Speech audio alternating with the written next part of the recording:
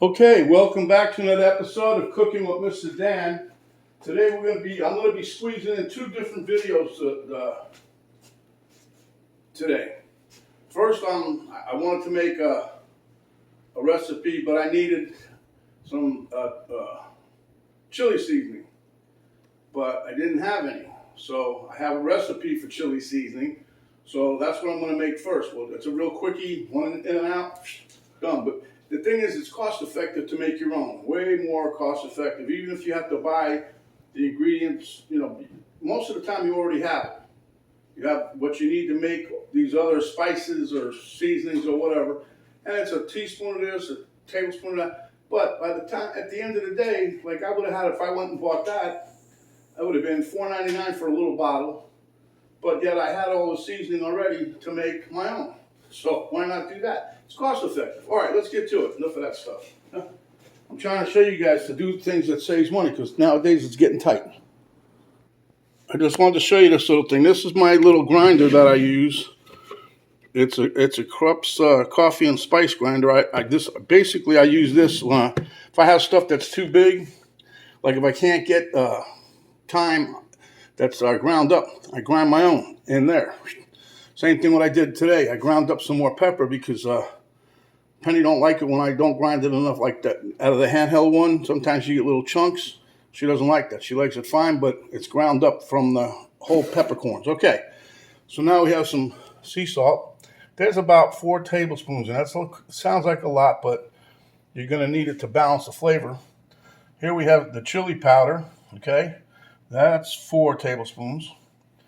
This is the cumin. I think that's 1 tablespoon, and then this is a tablespoon of 2 tablespoons of onion powder, a teaspoon of red pepper, cayenne pepper, teaspoon of whole black pepper, and that's what I just ground up. See how nice and fine that grinds up? And here I have some garlic, okay? Okay, so I want to show you something. See this here container? I don't know if you can read it. It's Betty Crocker. This is a frosting container that I save, and I use this when I'm mixing up my spices. So anyway, you're just going to dump all these in here. It's real simple. The salt. And make sure your container's dry when you do this so stuff doesn't stick to it. This is your chili powder. I'm going to be grinding up some of my own of this too because it's getting ridiculous. I ain't got hardly no more left. This is cumin. See, like we make stuff. We make the emerald spice. We make Old Bay seasoning. I make my Italian seasoning for with these seasonings. Blackening seasoning, Cajun seasoning. I make all my own. So that way I know what's in there, okay? There's your black pepper. Okay. And then we have the infamous garlic. Now you can adjust these to your taste if you want more. I do that with some things. Some things I like a little spicier than they make it to come out. Sometimes I like a little more garlic flavor. But anyway, so then I just shake this around until it's thoroughly mixed. That's why I say these containers, the old, what was it, Cracker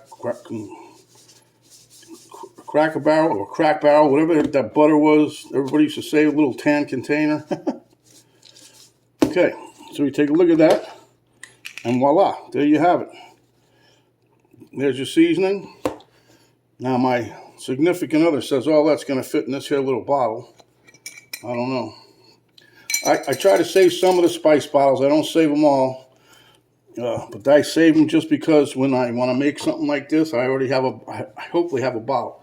So then we're just going to pour this in here.